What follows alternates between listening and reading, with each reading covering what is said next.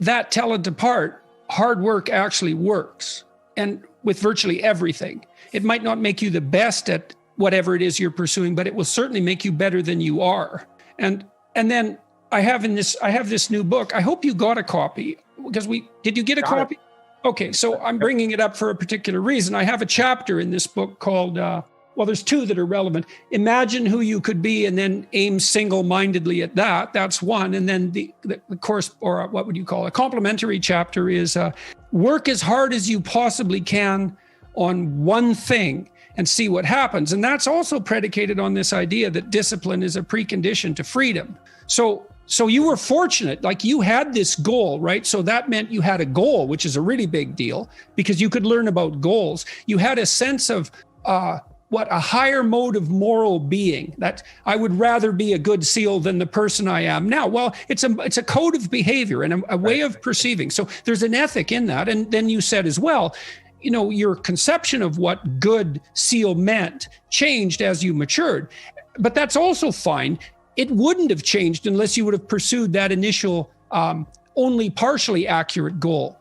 And so that's also a really good thing for people to understand is like, if you don't know what you're doing, aim at something. Is it the right thing? No, but it's better than just shooting randomly. So you aim at something, and then as you aim and you move towards it, you're going to find out why you're wrong. And then you might recalibrate your aim. And that's going to happen over and over, because as you move towards a goal, it recedes or it broadens, or it recedes and broadens, and otherwise you'd run out of things to do. So, but anyways, back to the story. You have this identity, and you said it was there in you all right from the beginning, because you would play army by yourself, even in the forest by your house, I presume. Yes. And how old were you, do you think, how long back can you remember having that as a fascination? I do not remember wanting to do anything else. So would you say, is that as early as 4, 3, 5, preschool, something like that? Can you remember playing when you were that young? I can't remember, a specific age, but if I think back to, hey, that looks like what I want to do. I remember I want to be a soldier. And you remember when you were a kid? I mean, I'm fascinated by this because, one of the things I really noted when I had kids was how much their personality was there right from the beginning. Like, my children are quite different. They have their similarities, but they're quite different from one another. And those differences were there right from the beginning, and they've maintained themselves throughout their lives. And so it's fascinating to see that destiny, in some sense, is built right into the person to begin with. And so, this was built into you by all appearances. And so it manifested itself in what attracted you, even in play as a child. And that's the beginning of identity formulation, that play. And so what was it about being a soldier that you think attracted you when you were a kid? Like, what was it that was so compelling? Because being a soldier is a multi-dimensional identity. There's the physical combat element of it. There's the strategic element of it. There's the discipline, the camaraderie. What were you playing, do you think? I got asked this. I was talking to some folks at the Special Operations Command the other day, and they asked me, they set me up with this kind of beautiful possibility or opportunity for me to give some kind of an incredibly beautiful answer to this very question, and there was something along the lines of, at what point did the opportunity to serve and sacrifice for your country reveal itself to you, or something along those lines. Mm-hmm. And all I'm thinking about is when I'm 8 years old, 12 years old, 15 years old, I want a machine gun and I want to go fight a war. That's what I want to do. I would love to tell you that I, read some heroic book. I read the Odyssey and realized that I don't need to read any of that stuff. Well, that wouldn't be relevant to do with it. 8 anyways, right? I mean, that's why I'm curious about what it was so early, And so, so for you, it had something to do with weaponry, apparently. I got to tell you a story about my father, okay? Mm-hmm. And tell me if this produces any echoes. Well, before you go, yep. Weaponry was like, for sure, that's fine, but it could be a club. I wasn't a kid that was obsessed with guns.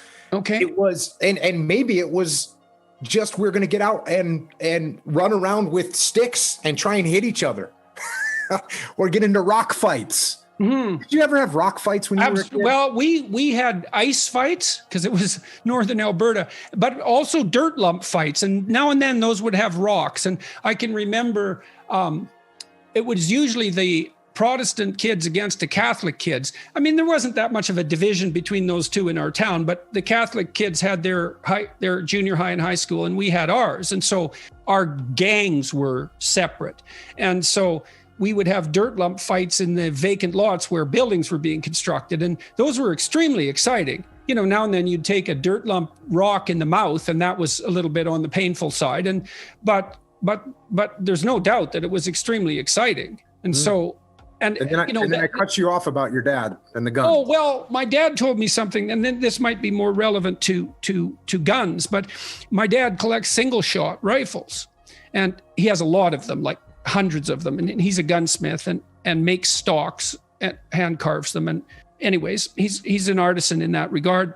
And it's a real focal obsession. He's a great shot. He shot at the provincial level, which would be the state level in the US. But it was single shots, and he hunted. And so we grew up on moose meat and elk meat. And he brought elk into northern Alberta as part of a repopulation attempt. Anyways, I could never understand his fascination with guns because it was really a deep fascination. So it was something that elicited my curiosity. And at one point I realized that he only hunted with single shots. So he had one shot at whatever he was hunting. So it had to be a good shot. And so he was pushing himself. And then I realized, well, he was really obsessed with hitting the target, taking aim and hitting the target. And it was about that time I learned that the Greek word for sin, hamartia, meant to miss the target. So there's this tight alignment between taking careful aim at the center of something precisely and then bringing yourself into alignment so that you would hit that target. There's a deep morality in that. It's a morality of hunting. It might be a morality of combat, and it's really deeply embedded inside of people. And that was what had my father in its grip. And so I was wondering if the automatic interest that even the club elicited in you had something to do with that seeking, that hunting, that target seeking, or if perhaps I'm barking up the wrong tree. I would say. No, but when you were talking about getting hit in the head with a dirt clump, and whether you get hit or not, when you get done with that situation, you are in an elevated state of mind because that was dangerous and it was a very high level competition. Because even when you're throwing a baseball or kicking a soccer ball around, there's no real danger in that situation. But when someone's hucking dirt clumps at your head, you get a legitimate rush from that. And it feels good. And it's exhilarating. One of the most fun, yes, there's no doubt that it's exhilarating. One of the most fun days I ever had as a child, this was less dangerous. I lived next door to a policeman, an RCMP officer. And we went out one day, I was probably about 8, into my neighbor's backyard, and she had green tomatoes everywhere, far more than she was ever going to eat. And we had a green tomato war for like an hour and a half. And he was moving them at a pretty good velocity. So if they caught you, especially in the head, you kind of remembered it. But it was exhilarating, and it was really fun to engage in that with him. And I really do remember that. And I do remember those, I hadn't until today, but I do remember those dirt lump wars. And there is an exhilaration in pushing yourself like that.